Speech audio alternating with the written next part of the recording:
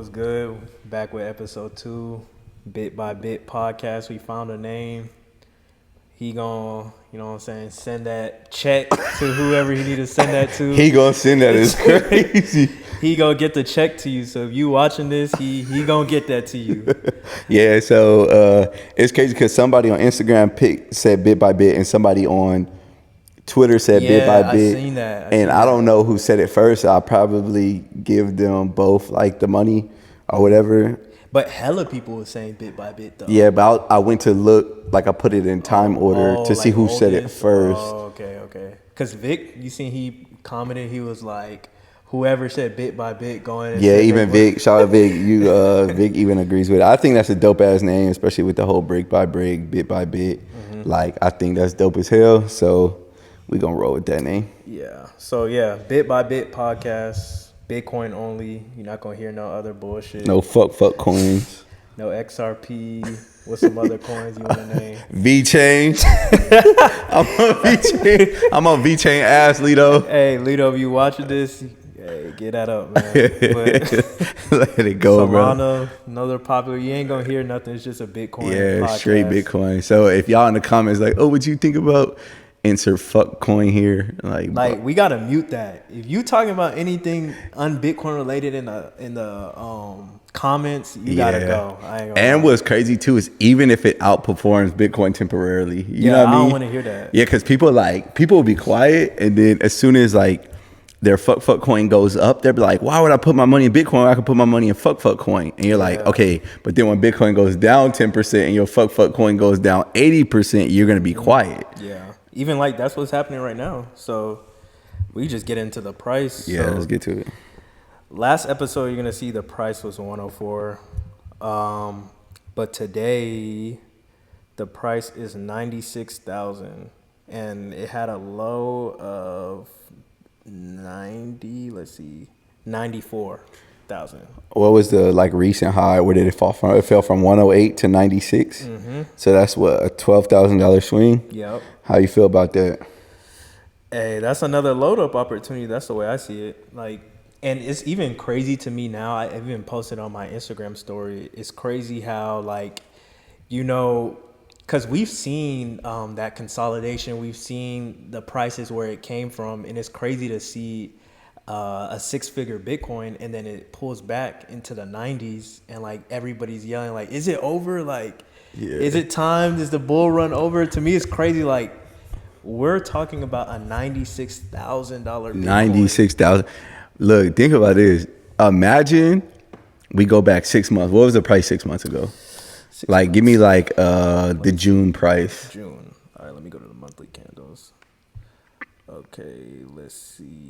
June. Like June 15, whatever. June, it was 60,000. All right. What was at the beginning of the year? 40? Yep. All right. 39, 40, yep. All right. Imagine explaining this. Like, imagine we rewind into life, right? And then we go tell somebody in January, like, hey, you know, Bitcoin's 40 grand right now, right? But in December, it's going to be at 96,000, and niggas going to be panicking. And you'll be like, what? Wait, what do you mean? What do you mean? I'm like, yeah, the price of Bitcoin is going to be 96,000. Because mind you, as of January, the price of the high was still 69, right? So you're like, yeah, we're going to break all-time highs this year. Yep. And then when we get to 96, people are going to be panicking, thinking that this shit is over. It's not going to make no sense. Yeah. You're going to be like, why would they panic on a $96,000 Bitcoin if Bitcoin's only 40 grand right now? Mm-hmm. But yeah, so did you see anybody panicking? I just seen, so the panic people, you see those people more on YouTube, like fishing for views for real, to just, like, you know what I'm saying? But I follow mostly Bitcoiners on Twitter, and then, you know, Instagram people, you might just see them posting their shit coin, like, oh, it's down 25% today. Load up, like, you know what I'm saying? So loading up on a fuck coin is crazy. Yeah, but loading up on a fuck coin is crazy. You'll see a lot of that, but you know, you'll see like all the Bitcoin haters though. You'll see a couple like retweets. Oh yeah. And all the haters are like, see, I told y'all, like that. Like, you're telling me that you told me. I'm seeing it go from 108 to 96,000. Yeah. Like, you know what I noticed on Twitter and even on Instagram is that people are finding me now because Bitcoin's like spiking like crazy, right? So people are just finding me, right? So when they just find me, they just find out who I am. To them, I'm the Bitcoin guy. Yeah. Right. So they like, okay, you just found me last month and I'm the Bitcoin guy. So then you come talk to me as if I don't know about the stock market, or you don't know about, like, I don't know about real estate, or like, you got what I'm saying? Like, oh, well, in stocks, then blah, blah, blah. Like, hey, bro, I know more about the stock market than you. I've made more money in the stock market than you. You know what I mean? Like, don't try to, like, don't try to jump on the Bitcoin is down thing. You know what I mean? Like, whatever you think you can do, I can do better, bro. Like, I've went through this entire journey. Not to sound super cocky, but what I'm saying is, I went through this whole journey from like, okay, joining the military, putting my money into the stock market, building online brands, taking that money, put it into the stock market, taking that money, put it into real estate, building more online brands, trading stocks, you know, some buy and hold, some, you know, trades or whatever. And then same thing with crypto, right? Like same thing in the crypto space, like finding this coin, that coin, some Bitcoin, blah, blah. But I'm not like the type of person that just do anything randomly. So I like go learn and study deeply, right? And I'm 15 years on this journey. So with all that, I end up with what is money, right? And when I end up with what is money, then I start to realize we're using BS money. The reason why I had to go do all those things that I just named is because the money is bullshit. So on this long journey, I realized like Bitcoin's kind of the only thing you need. You know what I'm saying? Like outside of some income, Bitcoin's the only thing you need. So when people find me, they like talking as if like I was just born yesterday, or you know what I mean? Like, nah, bro, like I cook, you know? So do you, okay, so like segueing into like all like the haters or like people panicking, do you feel like it's more so a thing where people don't have enough Bitcoin, so they kind of like either hate or... Yeah, I feel like people want to be right about being wrong about Bitcoin. Yeah, you know what I'm saying? Like niggas want that I told you so, you know, like. Yeah, since it went to 100,000, everybody wants, people who didn't load up this entire year, or the year before that, or the year before that, just sitting on the sidelines preaching whatever they're gonna preach, whether that's real estate. What else is there that people stocks? The dividend guys. Yeah. The stock guys, the real estate guys, the random side hustle, the MLM guys, the build your personal brand guys. All those people who skipped out on Bitcoin are kind of hoping, because imagine if everybody in the world is talking about this thing, because Bitcoin is so hot and everybody's talking about it. So imagine everybody's talking about it, and then you're trying to yap about like this is why you should invest into a life insurance policy that you can pull money out of in 40 years. Niggas like, hey, bro, what you think about Bitcoin? You like, hey, shut up. Like, what about your IUL, or what, you know what I mean? Or those max allocation into your IRA. You're like, yeah, bro, what about Bitcoin? You know what I'm saying? You know what's funny? Actually, that you mentioned that life insurance policy, like, I want to say like 6-7 months ago, my pops, he took me to this guy. He's like, oh, I have this investment thing for you. Like, it could change your life. And I'm like, oh, brother, he ain't talking about no Bitcoin, because I ain't hear the word bit or coin. So, it's not about to change your life. I'm like, I really don't want to go. He's like, no, you have to go. Your pops is making you go? Yeah, because he African, so like I'm just it's like his friends and stuff. So we pull up to this office downtown, and I'm like, what investment play is he finna talk about? Yeah. So guy in a suit, and you know when people red flag. Hey, hear me out, y'all. Hold on, not to cut you off, bro. Hear me out. If somebody about to pitch you something, right, and they wearing a suit, and if you are gonna wear a suit, your tie better be orange. Nah, the funny thing is he had that joint where like no tie, unbuttoned. You know what I'm saying? Yeah, like I just finished cooking some shit. Hey, so nah. He has a whole office, so we go upstairs, and I'm like, what investment play is he finna talk about? I'm thinking like it's finna be like because the way my dad is hyping it up, like everybody in the community is getting on this, like it's the next thing, like since you're young, I'm like, what is he talking about? So we go upstairs, and I sit down, and then he's like, have you ever heard of an insurance policy? I said, bruh, ain't no way I rode 30 minutes to hear about some insurance policy. You probably missed out on the hoops and everything. Literally, because it was midday. I'm like, bro, it ain't no way. Because at this time, Bitcoin had to have been like, I don't even remember, 42,000, 41. So I'm just Bitcoin heavy because I didn't already read the books and everything by then. Yeah.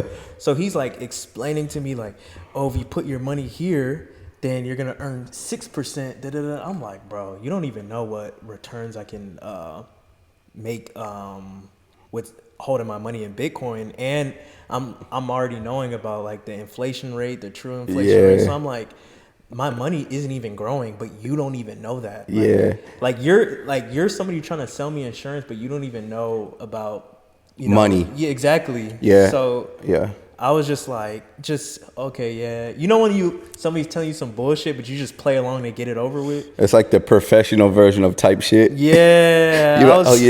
I was just like, yeah, okay. Yeah, like, yeah. And my dad's like, you can start with it. I was like, shit. So how much did you put in, OJ? $0. Nah, tell the people how much you put. I didn't put it. How much you put in, OJ? Nothing. My life insurance policy is my Bitcoin portfolio. My kids could get that when I'm when I'm gone, they could get that. Like no life insurance policy, nothing like that. I think that life insurance plays like a role in like like in your life when you got people to look after and stuff like that. But what happens is people start using that as like an investment strategy. Exactly. You get what I'm saying? Like, not, hey, I'm paying this. If something happens to me, boom, here's the cash value or whatever. People use that as an investment strategy.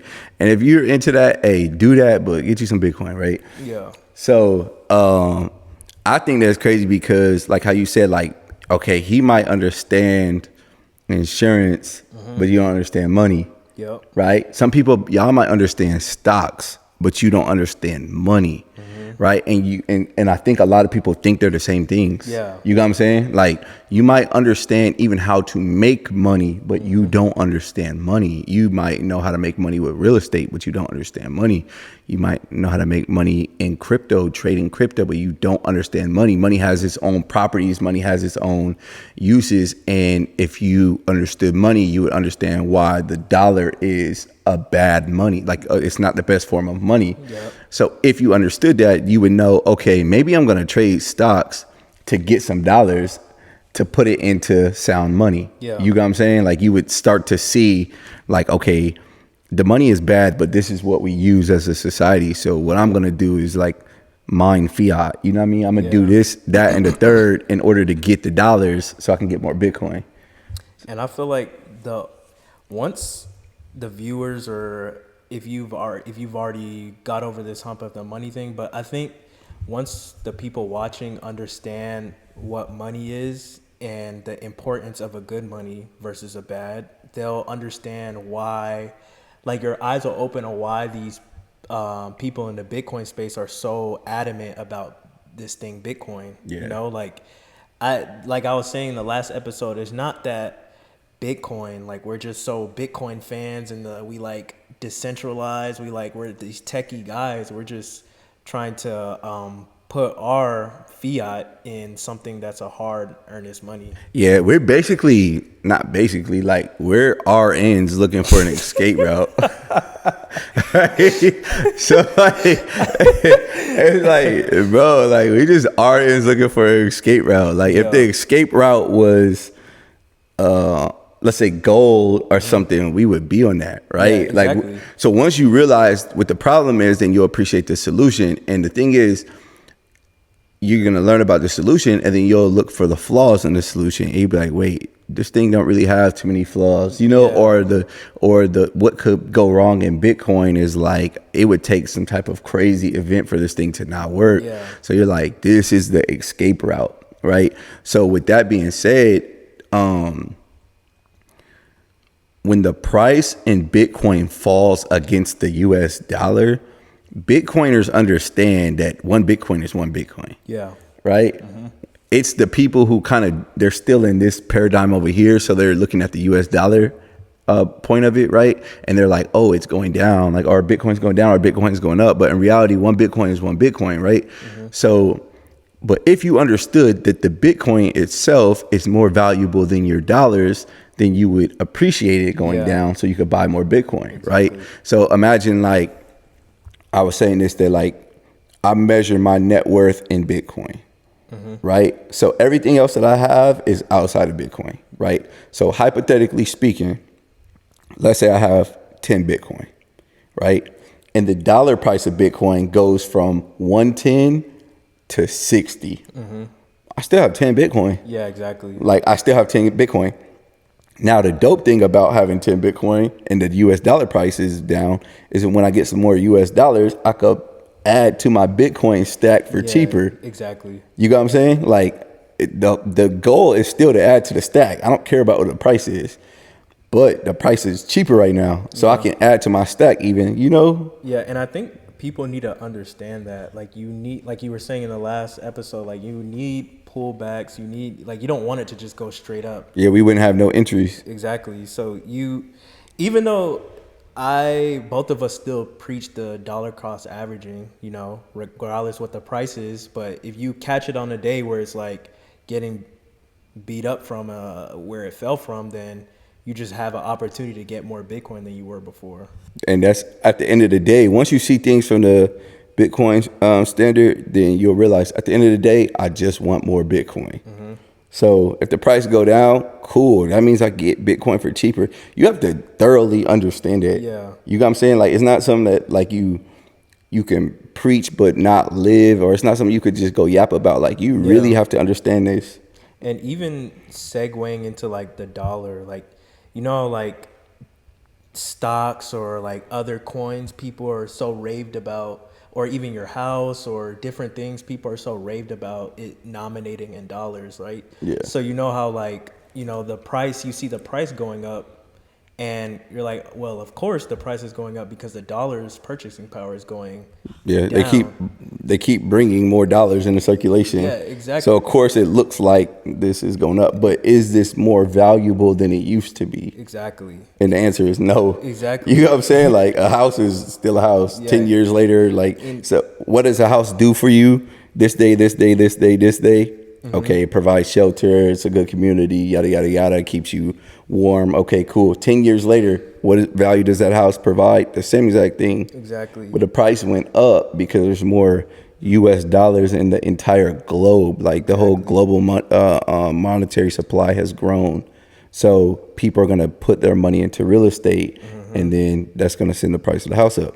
So, that's like a thing to realize, like, are things growing more valuable? Or are they simply going up in the US dollar price? Exactly. And I was even going to say, like, that's why it's important to understand that the dollar is not a good money, because when things are priced in the dollar, they're always rising against the dollar. Yeah. And when things are priced in Bitcoin, over time, they're falling against Bitcoin. So I think it's So, important. all right, explain that. So if something's going up in dollars, but it's going down in Bitcoin, what does that mean? So, like, if it's going up in terms of dollars, that means that there were more dollars added into the supply of dollars, and you need more dollars to buy the same thing. So, like, let's say a house, like our example that we always use, like a house was 200,000, and then 2 years later now it's 400,000. So in terms of dollars, the house got more expensive for you, right? Yeah. And when things are priced in Bitcoin, you need less and less and less Bitcoin. So let's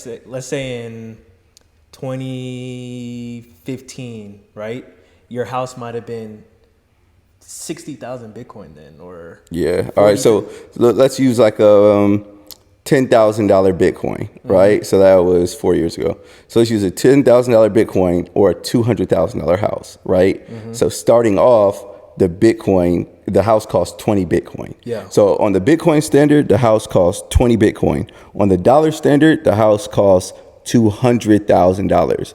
Now 4 years goes by, right? Yep. And let's say you're saving for it, right? You're saving for it. So you're like, hey, I can save in dollars or I can save in Bitcoin. So if you choose to save in dollars, that house went from 200,000 hypothetically to 400,000, right? So you're just saving your money, saving your money, saving your money. The house is getting more expensive for you. Yep.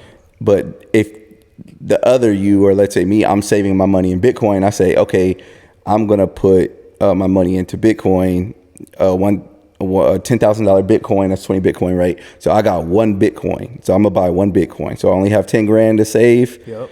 And I buy 1 Bitcoin, right? Now, so that house costs 20 Bitcoin, but now the value of Bitcoin is $100,000. Yep. So that house now only costs 4 Bitcoin, Yep. right? So it went from 20 Bitcoin down to 4 Bitcoin. So housing is becoming cheaper, right? Yep. Because I can buy more with that Bitcoin. But for you, housing is becoming more expensive because you had $10,000 and you were at 10% of the way of buying a house, right? You had 10% of the value of the house saved. But when the house goes from 10,000, from 200,000 to 400,000, now you only have 5% of the, Exactly. like, you're getting poorer against, the house. Like, your chase to buy a house is slowing down. And you can do that with anything. Like, it could be a car, it could be a laptop, it could be clothes, it could be anything. Like, Yeah. things will get cheaper when you're saving in Bitcoin. And that's why, like, me, him, all the other Bitcoiners out there are trying to preach to you that if you're saving in Bitcoin, life becomes cheaper for you. Yep. So your purchasing power. So if you have $50,000, you buy 1 Bitcoin, right? And then the value of Bitcoin is now like around 100,000. Now you can buy twice the amount of things that you could have just a few months ago, right? So if you have more purchasing power, right, life is getting less expensive because you could buy more of it, right? But if you were to keep that 50K in dollars and then everything in the store goes up a little bit, now you can buy less of it, or maybe you can even buy the same amount if it doesn't go up. So yeah. So do you want to, I guess, because I'm sure they get that point, but how do they identify what's a good money and what's a bad money? All right, so let's talk about the characteristics of money. So read off a few characteristics of money. So some characteristics of money, I'll just read them off, and then we'll like go and explain them. Okay. So the first characteristic is durability.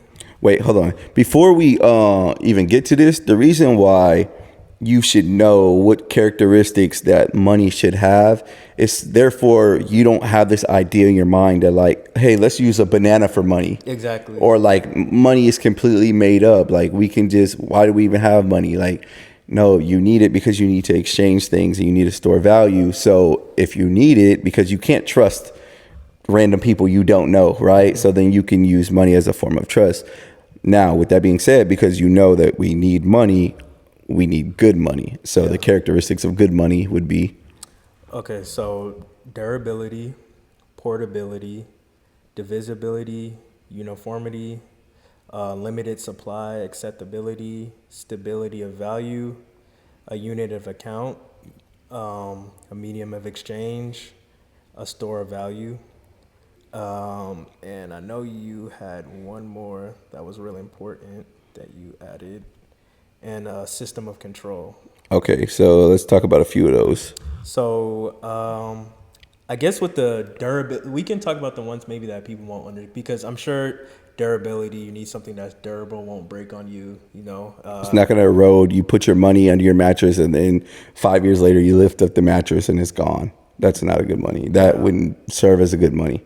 And then portability, you need something that's portable. You can't have a 1,000-pound rock as your money. How are you going to take it from one place to another? Yeah, but you want to know what's crazy? There's societies that they used to use large stones, to like measure wealth, and you're like, well, then you can't move it around, or if you are going to move it, now you need to pay transportation fees because somebody that has guns need to be able to protect this thing. So if you wanted to ship 3 tons of gold over to the United Kingdom, you got to put it on a ship that costs fuel. You need that to be armed, yada, yada, yada. So just moving the money, if it's not portable, like physically portable, it's going to cost you. Yeah. And then the next one is divisibility. So you need to be able to split it into smaller units and small accurate units at that. Okay, so example would be like you have a $100 bill, but you also have $50, or you have individual dollars, or you have 10 cents, you have dimes. And the reason why things need to be divisible is because, let's say, bro wants to sell a house, or he has a house that he wants to trade, and I only have like a gigantic, now let's say he has a shirt he wants to sell and I have a gigantic piece of gold and I can't break it down even smaller. You know what I mean? It's like all or nothing basically. I'm about to give you all the gold that I ever saved in my life for that shirt because I can't break it down to smaller units. Okay, that's good. That's a good example. I think they'll understand that one. Oh, okay. How that pertains to Bitcoin, for example, because a lot of people get hung up with one Bitcoin being $96,000 or whatever, so they think it's all or nothing. So people think it's buy this gigantic brick of gold or nothing. When you're like, no. In one Bitcoin, there's 100 million Satoshis, like smaller units. So think of them like pennies, right? But they're smaller than pennies. But there's 100 million Satoshis in one Bitcoin. Therefore, if I need to pay you 30 cents for something, I can, right? Exactly. Or if you wanted to buy $30 worth of Bitcoin, you can. That gets you X amount of Satoshis. Or if you wanted to buy $500 worth of Bitcoin, you can, and you're getting all these Satoshis. And I think it's really important for people to understand what he just said, because I'll talk to a lot of people and they'll say, I don't want to get into Bitcoin because the price is too high. And they're saying it as in, I can't get an entire coin. Right? Because like, let's say it's 100,000 and you can go get another shit coin that's $2 and you're like, oh, well, if I put my $1,000 in here, I can get a shit ton of coins. I even used to think like that. But once you learn, like, you get 500 whole shit coins versus having 0.00000 or whatever of a Bitcoin. And you're like, just because you have five pieces of dookie doesn't make it valuable. Exactly. You know what I'm saying? Like, do you want a fraction of, like, you want a piece of gold or you want 5 turds? Yeah, exactly. That's exactly what it comes down to. That's what it comes down to, because I think people are so bent on, I need a full unit of something, when something is, divisible. Is you can divide it into multiple units. So let's say you put $1,000 in and you get 0.0001 Bitcoin, right? And you put $1,000 into fuck coin and you get 500 units, right? And Bitcoin moves 30%. And your fuck coin moves 8%. It doesn't matter that I had 500 coins of this. Your 500 coins only moved 8%. Exactly. So it's all a percentage thing. So exactly. Having a full coin or the phrase is the game is fractal, which means if he has $10 million in Bitcoin and I have $100,000 in Bitcoin, and you watching this have $1,000 in Bitcoin, when it goes up 15%. Your 10 million is going up 15%. My 100 grand is going up 15%. Your 1,000 is going up 15%. Everything moves. So you don't need to have the same amount of money as somebody else to play this game. You could play it at your level. You know what I'm saying? And I say game, but it's not. Yeah. And even as I was saying before, like, just to piggyback off what you said, like, you can play at any level, because you're going to get to a point where the level you're at, you're going to, as you keep dollar cost averaging, the level you're at, you're going to get to a point where you have so much Bitcoin, a good amount of Bitcoin for what your level is, that's going to change your life. Like, so if you're putting $30 a week, and then in a few years when Bitcoin 10x's, you're going to look back and say, I was only putting $30 a week, but now when I'm looking back, that was actually $300 a week. And then when Bitcoin 10x is from there, you're gonna be like, oh man, I was actually putting away $3,000 a week. Exactly. So imagine when people were buying into $1,000 Bitcoin, right? And they were like, okay, I can only afford $250 a month. Exactly. Right? They're like, I only make, I don't know, $2,500. I can afford to put in $250 a month, right? 4 years ago. So we fast forward 4 years, and they were only making $2,500 a month. That's why they were putting $250 a weekend, right? I mean, $250 a month. Now, when you look back, you were really saving $2,500 a month. That's equal to what you were making, right? The value of that $250 buy has went up to $2,500. So you were able to save $2,500 a month when you were only making $2,500 a month. You're basically buying future money at a discount. Exactly. That's a good point. Good point. All right. The next one on the list is, I already said divisibility. So uniformity. So that's just basically every unit should be the same size, shape, and value. Yeah, so a dime is a dime, whether I have the dime or he has the dime, right? Whether I have 100 bill or he has 100 bill, $100 bill, it's the same. And a real important one is unlimited supply. Why does that matter?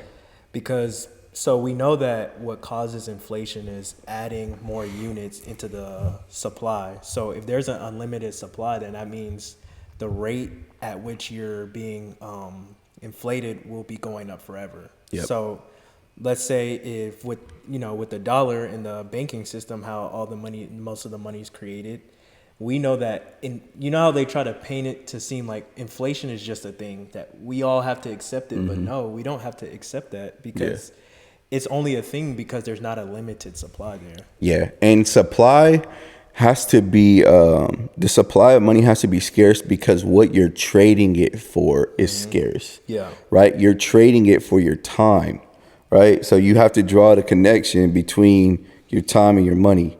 So your time is scarce, right? So let's say the average person lives 600,000 hours. So you have less than 1 million hours. You have just over 500,000 hours of life, right? So if you're going to go trade one of those hours, you only have 600,000 of them, and you're going to spend 30% sleep. So really you got 400,000 hours of life, right? If you're going to trade one of your 400,000 hours for some money, you need to know that they can't just easily make more of it, right? So grass wouldn't be a good money because then you could just grow it and that will grow the supply, right? So I wouldn't trade my time for a very common piece of grass or a piece of sand, right? You can't use sand, you can't use grass, you can't use these things because they're not scarce, right? So I'm trading, they're not limited in supply, right? I'm not trading what is valuable to me, which is my time, in exchange for something that somebody can just grow. Yeah. That so would do you make want to sense. tell them about the slavery story? Do you want to tell them about how that wasn't a limited supply? So Yeah. So look, this is what happened. So if you're like black descendants of a slave, right? Then our people came from West Africa, right? So what happened in West Africa is that European travelers would go there to do their business or whatever, do trade, they're exploring the world or whatever. So when they get there, right, this would be about 500 years ago, 400 or 500 years ago, when they get there, they realize that these people are using agri beads or slave beads, right, as a way to store their wealth. So if you go do something or you trade or, whatever, however you earn your wealth, you would store it in these beads that they used in the area, right? So, and these were glass beads. So imagine in Europe, they have cathedrals that are thousands of years old. Like they have 1,000-year-old cathedral in Cologne, Germany, right? And these have stained glass windows. So in Europe, they have advanced glass making technology, right? So imagine if the Europeans show up and they're like, these people are using glass beads as money. Yep. So they're like, all right, we'll be back. Yeah. It would be the equivalent to, let's say, you go to a country that they're using printer paper as money. Yeah, you're like, they think printer paper is very valuable. And you're like, I'll be back. Yeah, let me go to Office Depot real quick. Facts. All right, so what ends up happening is the Europeans go back to Europe. They get a bunch of these counterfeit beads made, right? And then they show up back in Western Africa with boatloads of these fake agri beads, right? So imagine this: if me and bro go to Portugal, right? Me and you go to Portugal and we have a genie that prints money for us, right? Yeah. We snap our fingers, we end up with more money. It starts off real innocent. It starts off with, hey, we need a apartment to live in. Yep. Hey, genie, can we get some money? Boom. Then that moves to, hey, genie, instead of us paying rent, why don't we just buy the building? Yeah. Right? Exactly. Okay, we'll just buy the building. All right. And then you're like, all right, we need some cars. And then you're like, matter of fact, we should buy the land that the building is on. And then you're like, okay, we have all these resources. We're kind of being targeted. Let's pay people to protect us. Now we have a militia. You know what? Well, we still got to pay taxes. on all this stuff. So let's like start influencing a political campaign. Because you have access to unlimited amounts of money. What you can do is you can buy resources, you can buy time, you can buy labor, you can afford all these things because every time you snap your finger, money appears, right? So what was going on in Africa is people were able to buy labor. People were able to put other people in a debt. I can also loan money to people, and now they're indebted to me, right? So imagine if I loan you fake money, but you need to pay me back with real money, or pay me back with your scarce time. You know what I'm saying? So you let this play out for 200-300 years, and what ends up happening are people are selling people in exchange for this fake money. Right. So it starts off with like, OK, well, my family owns this part of the land, or we have this much land, or our tribe has this much land. OK, cool. Here's some beads. I'll take it. Right. But imagine if you're faking the beads, if you're counterfeiting the beads, you're taking real resources with fake money. Right. So. And they were even so the Europeans, they were even so let's say that they couldn't, the Africans couldn't afford something, right? The Europeans would loan them these fake beads, and okay, now you have to work for me for 40 years. Yeah. So basically, I own you, and so so the Africans, they would need loans for specific things that they were looking to buy, and the Europeans would loan them out these fake beads.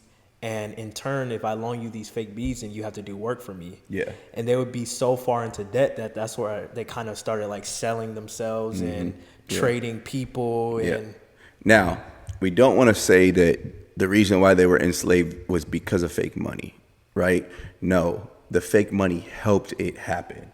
You get what I'm saying? If people show up looking to take over and then they have some type of form of leverage that will help it speed up the process, that's what we're saying. It contributed to that.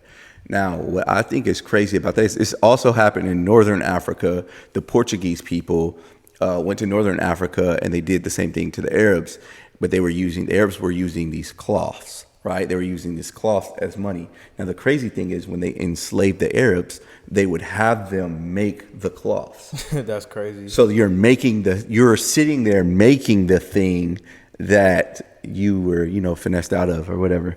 Now, how that pertains to today. So that should make you angry. And if that makes you angry, go buy some Bitcoin. All right. Every time I learn about this or go like research agri beats or any of that shit, anytime I do anything that I'm like, these people are being finessed because of broken money, or these people were finessed because of this shit is deep, bro. Because it's like people's time, energy, their life. And it even goes to show how, what was caused from a bad money. Like your money wasn't a limited supply there, so it was easily recreatable. They just had the technology, and you can see if the money that you call your money or you're using as your money, if it doesn't meet these properties that we're about to go through, then it's going to be catastrophic things that can happen, like slavery, enslavement, and a lot. I think the crazy thing is in history, like when we're growing up in school in history, they don't teach us about what happened with slavery, how did slavery come about, because the story that he explained and I kind of like followed up on, people don't know that was the root kicker off for slavery. What it really boils down to is technology, right? So money is a form of technology. Now there's other forms of examples of like technology where if I have a better technology than you, I can take advantage of you. Right? If we're at war and you have a sailboat, right, and I have a steamboat, I'll take advantage of you. If we're at war and I have gunpowder and you have a bow and arrow, or you have a spear, I'll win that. You get what I'm saying? Or if you have gunpowder but I have nuclear weapons, I'll win that, right? If I have solid money, or if I have the ability to create what you deem to be valuable, I'll take advantage of that. You get what I'm saying? So when the technology moves, we have to move with it. Right? Now, you can get back to your list, but I wanted to talk about how that kind of plays into modern times, because what I do is on the internet, I'll share a picture of somebody drew a picture of a slave, like an African slave. And then remember that Popeye's War, the chicken sandwich war that was going on social media. Mm-hmm. You remember that lady? She was like slumped over like this. She was tired. I'm up. We're gonna put the picture up, right? But I was thinking about think about how they're kind of one and the same, right? So you have somebody who's physically enslaved, and you have somebody who's economically enslaved. Yeah. Right? Because that's what paycheck to paycheck in America is. It's economic enslavement, right? So every time I say this, it pisses people off, but it's my truth, so I'm gonna speak it, right? So check this out. If you look at slavery from the economic side of things, I'm not talking about the brutality, I'm not talking about the rape, I'm not talking about the economic side of things, right? If you were a slave and you work all day, right? You're using your labor, you're using your time and your body for labor, right? And you're not paid anything, right? But they provide you with food, clothing, and shelter. Yeah. You end up with no money, but you spent all day working and you end up with food, clothing, and shelter. Now, economic enslavement, especially in a developed country like America, it looks like this. You work all day long, or you work all week long, or you work all month long, right?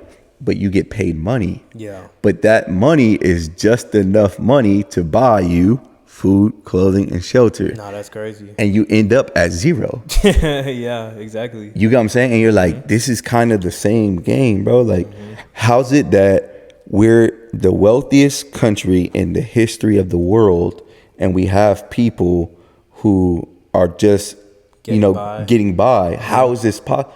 Like, why aren't we more prosperous? Why isn't the everyday person more prosperous? Yeah. Right? And then you start to realize, well, the money is broken. You know what I'm saying? Because what happens is, if the let's say the everyday worker who's just getting by, like the person in this example, let's say they get like a slight pay raise. Yeah. They get a pay raise of 5%, but everything in the economy goes up 10%. Yep. It's still in the same spot. But if they don't realize that the pay is broken, or that the money is broken, they say, well, at least I got a pay raise at my job. Things should get better.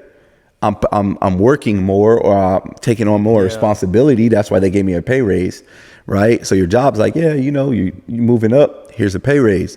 But the economy keeps flooding with more dollars. So now you can't buy more things.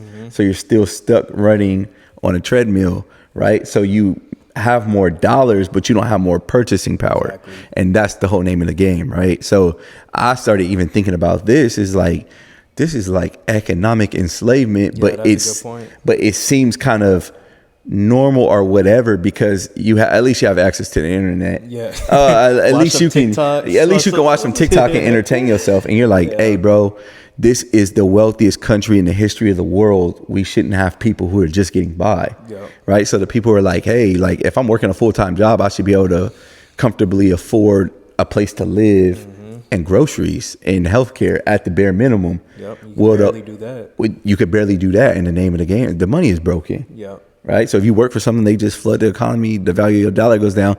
Y'all start to see why we hate dollars. Yeah. Like, people don't understand. I don't want, like, even with the exit strategy we was talking about in the last episode, like, we're teaching you so much about why the dollar is a shit coin, or if you don't know that term, why the dollar is something we don't want to hold. And people will be like, oh, you don't want to sell your Bitcoin for that, or you don't want to store it. That's why I get rid of my dollars as fast as possible. I don't even have any dollars right now. Yeah. So this is why we say people are wondering at what price we're going to sell our Bitcoin, right? So you're saying, when are you going to exit the Bitcoin position? And what we're saying is Bitcoin is the exit. Exactly. You get what I'm saying? So if I'm explaining why these people and their dollars are fucking over society, and you're like, well, when are you going to sell the thing that protects you from that to get more of their money? Yeah, exactly. And you're like, nigga, we're not. This is the exit. Yep. We're just RNs looking for an exit. Go off, bro. What else you got? Let me see what else I got on the list. Acceptability, so just widely accepted as a medium of exchange. Yeah.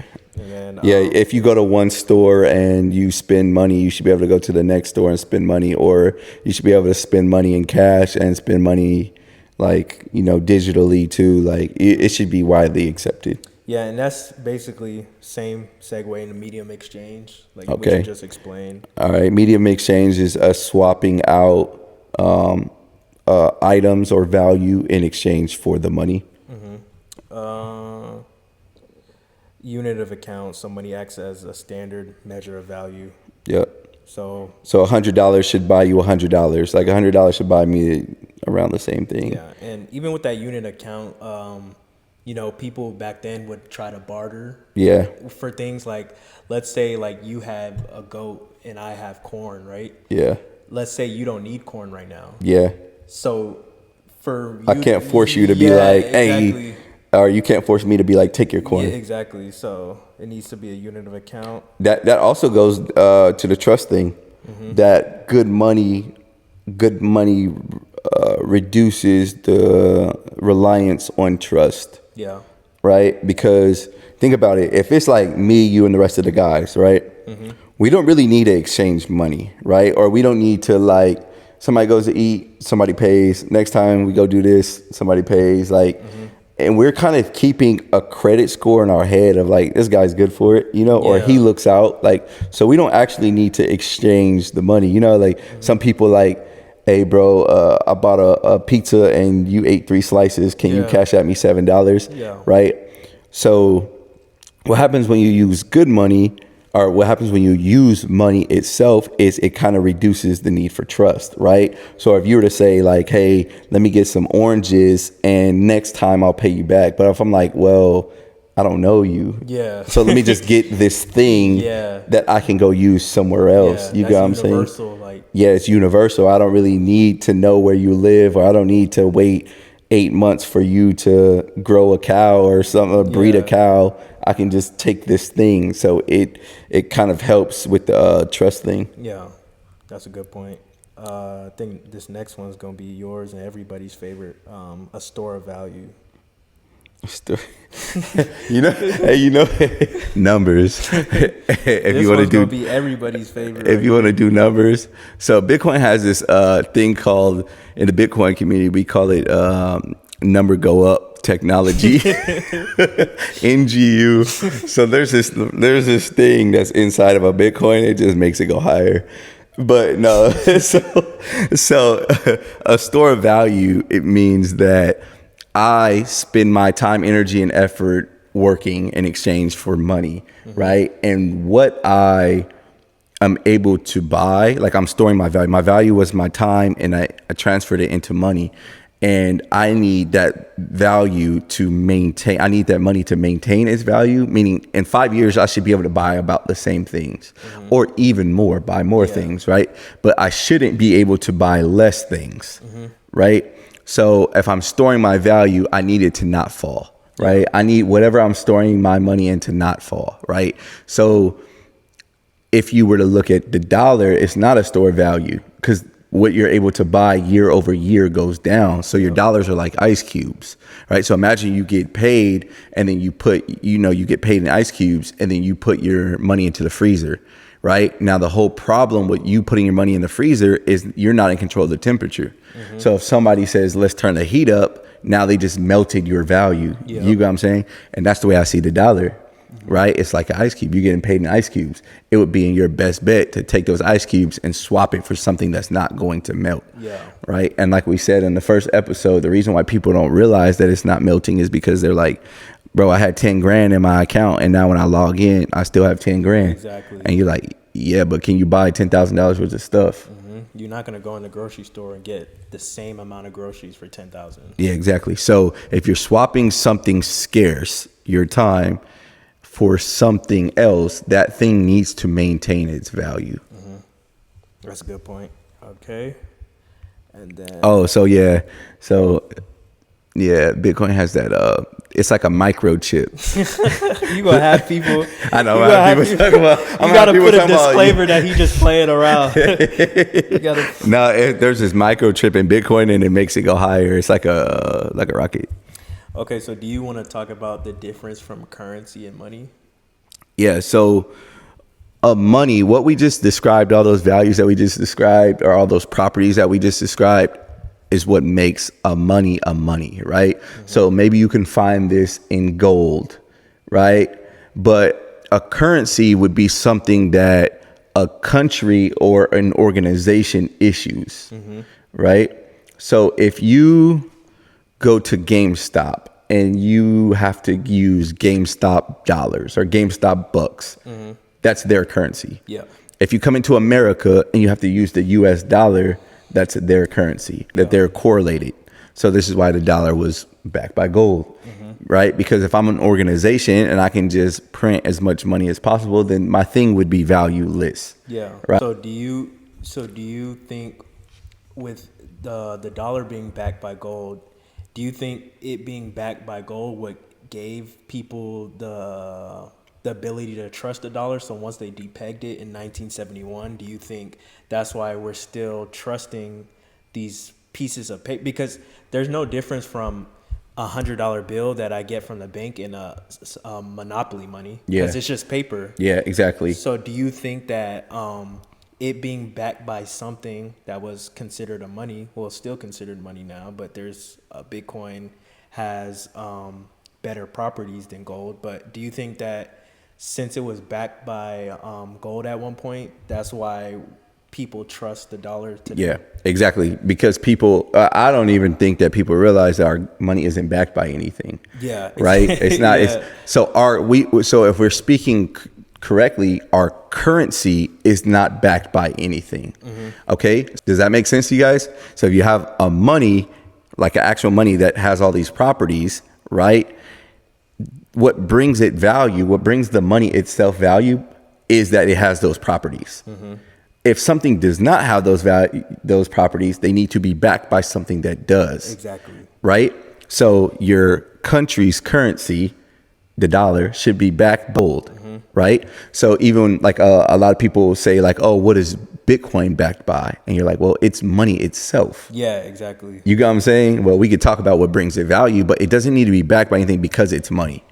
It's actual money. You got what I'm saying? Like the gold doesn't need to be backed by anything because it has these properties that we'll all find value in, right? I need to be able to store my time and my value somewhere. This thing has all those things, so I'll find value in it. If I find value in it, you will too, because you have the same problem. You need to store your value there.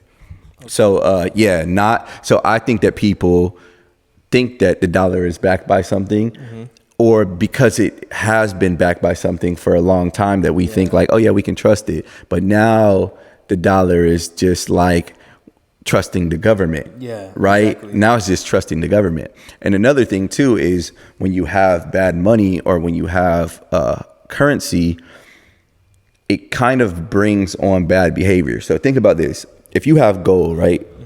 Or me and you, like we're like some dictators of RN land, right? So we're the dictators of RN land, and we want to go to war with some FNs, right? We have to reach in our gold vault and pay our troops. Yeah. Right? We have to pay people to make weapons. So we're gonna go to Lockheed Martin and say, hey, we need this. We're gonna go to Boeing and say, hey, we need this. Right? We're gonna go to Glock and say, we need this amount of weapons. Yeah. Right? But we have to reach in our vault every single time and pay them and pay them and pay them. Right? Eventually, and then we got to pay our troops. Yeah. And then they need clothing, they need blah, blah, blah. We need armored vehicles, right? We're at war. So eventually we're going to look back and be like, hey, bro, you see our vote's getting low. Yeah. Right? So we can be like, hey, this war needs to be quick. You got what I'm saying? Because we still have a country to run. Yeah. We still have people that we need to be able to take care of. We still have all these things. We can't spend all of our gold on war. Yeah. Right? So this is why wars used to be quick. Right? Wars used to be like wham bam, thank you, man. Yeah. You got what I'm saying?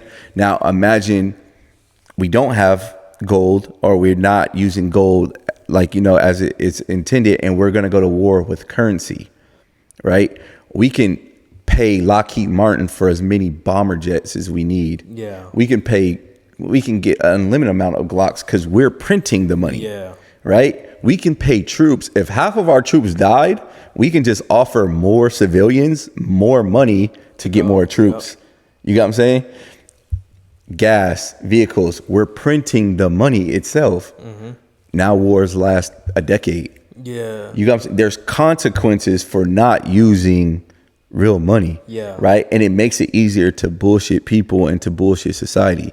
So then you end up with like war. You got what I'm saying? For y'all out there who are like anti-war, well, why are you holding the thing that they pay for the war? Exactly. Why are you holding the shit coin, the dollar? You got what I'm saying? Like, why do you have so many dollars, bro? It's crazy. Why you have so many dollars? Why you have so many dollars? I think it's gonna take some time to wrap their head around why. Yeah, you got to do the knowledge on all this, and then you'll be like, oh shit, why do I got so many dollars, bro? Yeah, because when you were even explaining, like, you probably have more dollars than me. Yeah. People are gonna look at you like, aren't you supposed to have? You're teaching me all. Aren't you supposed to have money? Yeah, I have money. I don't have dollars. Yeah, like, I don't have I just don't own any dollars. And one of the thing is, hey, that's the flyest way to say you're broke. Yeah, I don't own any dollars. I just don't own any dollars. I'm short the dollar right now. I'm short the dollar right now. My dollar allocation is 0.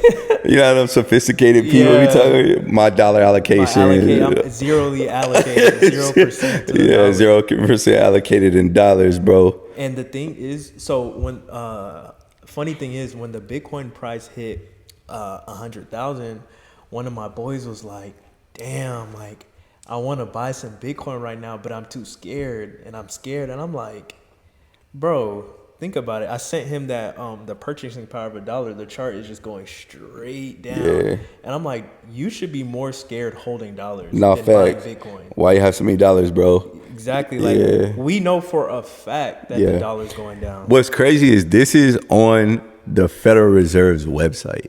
Because sometimes, I don't know, but I can't draw the conclusion, or I can't draw the connection between people who like defend the dollar. Because I think people are patriotic and they think that attacking the dollar is attacking the country or something. You're like, hey, no, bro. It's called accountability. We got to hold our people accountable. Y'all keep printing off this bullshit ass money. But anyways, on the federal, so for all you dollar lovers, right? All you people who are heavily allocated in dollars, right? Oh, you niggas got so many dollars, right? So all you guys who got a lot of dollars, go look at the purchasing price of the dollar. We're gonna put it right here. Go look at the purchasing price of a dollar, right? So it's not the fact that you have $1 in your account and then a year later you have $1 in your account. It's what can that dollar buy you? And if you're looking at this chart that has what can that dollar buy you, you will see since 1971, you're able to buy less and less and less and less and less. So I don't understand why you got so many dollars. Isn't it crazy that 1971 is where they depegged the dollar from gold, and you just see the straight slope down from that experiment. Yeah, and you see the slope down from everything, bro. Yeah. Single households, when did that like become a big thing? 71, right?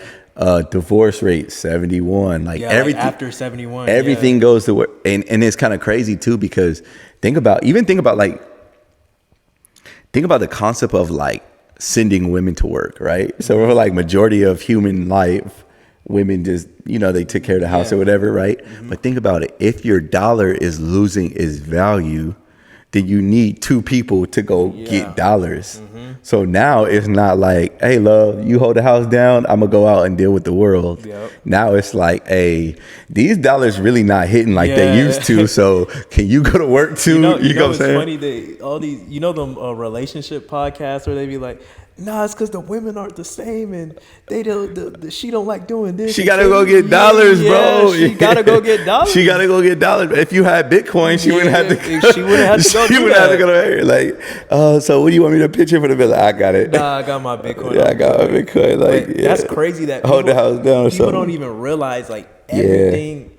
Yeah. You know what? I just peeped what you said. You're men are saying like, oh, women aren't the same, but in reality, it's like, nigga, the dollar's not the same. Exactly. So you got to go to work. Yeah. Exactly. You're right. So you're right. People don't even realize that most problems that you're running into in the world or things that are happening to, you can always tie them back to the money being fucked up. Somehow, some way. And that's why like Bitcoiners will say, fix the money, fix the world. You're like, almost everything has like a underlying, like, even like if you think about us living in a society with like instant gratification and stuff like that, and you're like, of course, because if I know my money, you don't even you subconsciously probably don't even think about it. Like you probably just like, no, it's just. But imagine if you knew what you're able to buy right now versus what you're able to buy in the future, you'll be able to buy more things in the future.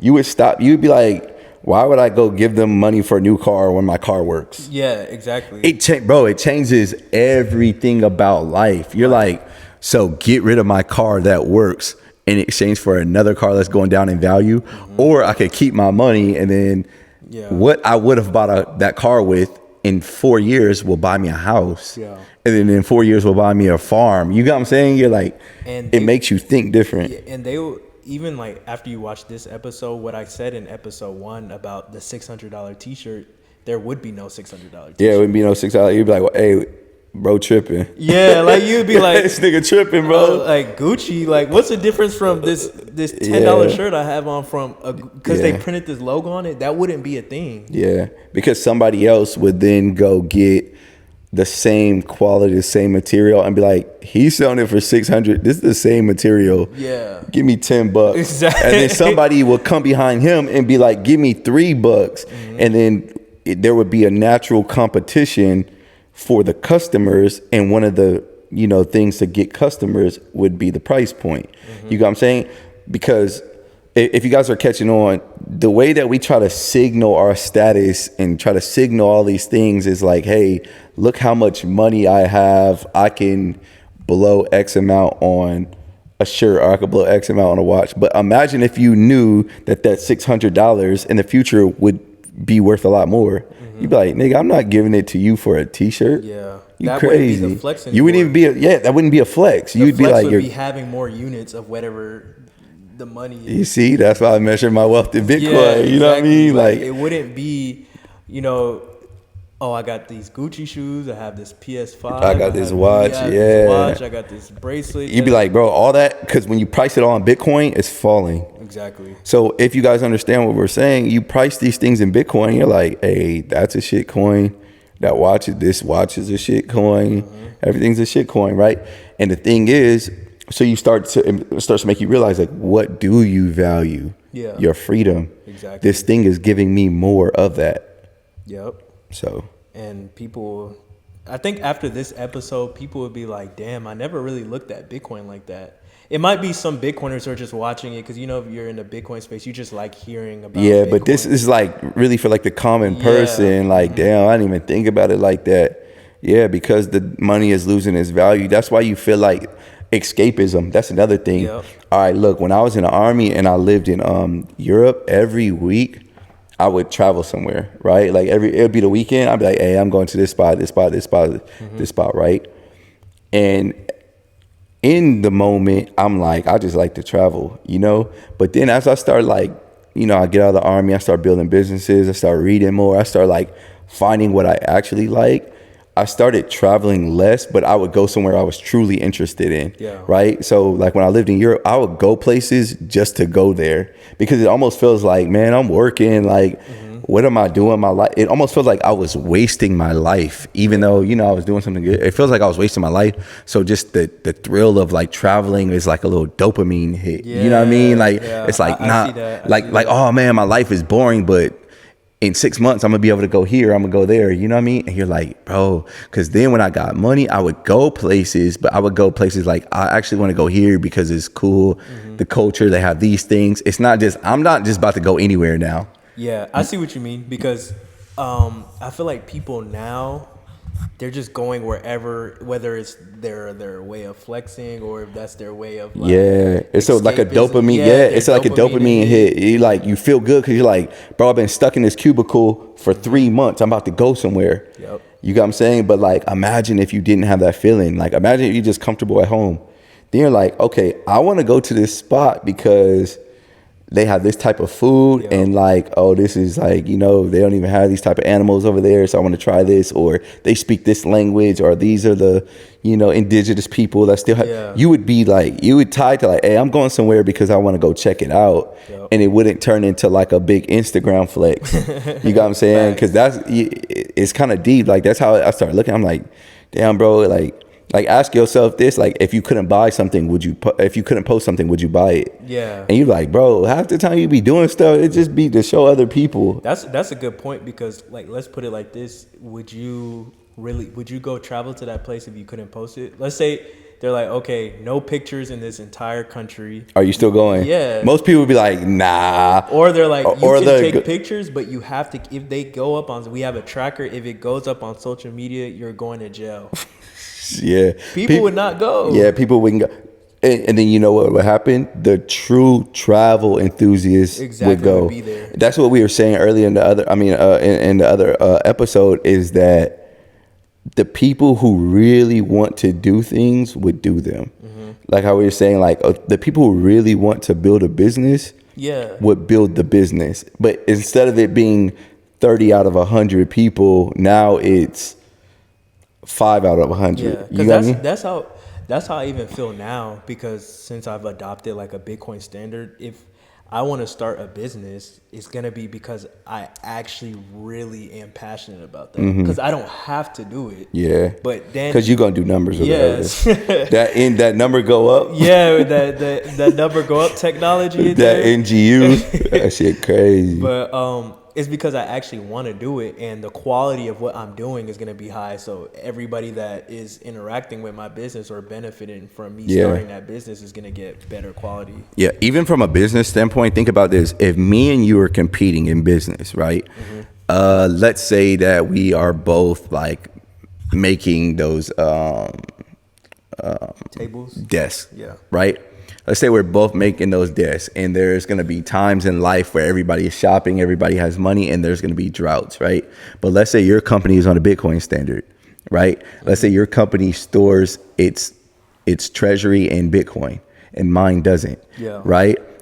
So when the economy takes a dump and my sales slow down, right, I'm going to be like, well, maybe I can sell it for cheaper. Right? Maybe I can sell the desk for cheaper, which means I need to go get cheaper parts, which means the quality is gonna, and at the end of the day, I'm cheating the customer. Yeah. And then you can be like, hey, the value of our company is still growing because our money is put into something that's growing. Yeah. Right? So we're gonna not cut corners. We're not gonna order cheaper material. We're not going to, dampen the brand just to stay afloat. Right? Like we don't need, so you can keep your quality. The customers who do come shop with you, they're going to get A1 quality.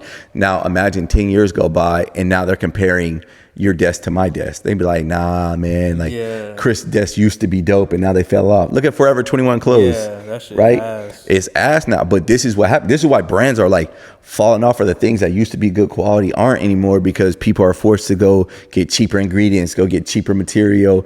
And on top of getting cheaper things, they send the price up. Yeah, it's expensive and the quality's ass. So now you're like, bro, I'm paying more. Y'all are getting more because they're trying to hurry up and get more profit, more dollars. They need more dollars because the dollar is falling in value. Yeah. It's kind of tied to everything. That's kind of the whole point of this, is that it's tied to everything. If you don't have quality money, right, then you have to face the consequences. Yeah. And you as an individual person have to make that decision too.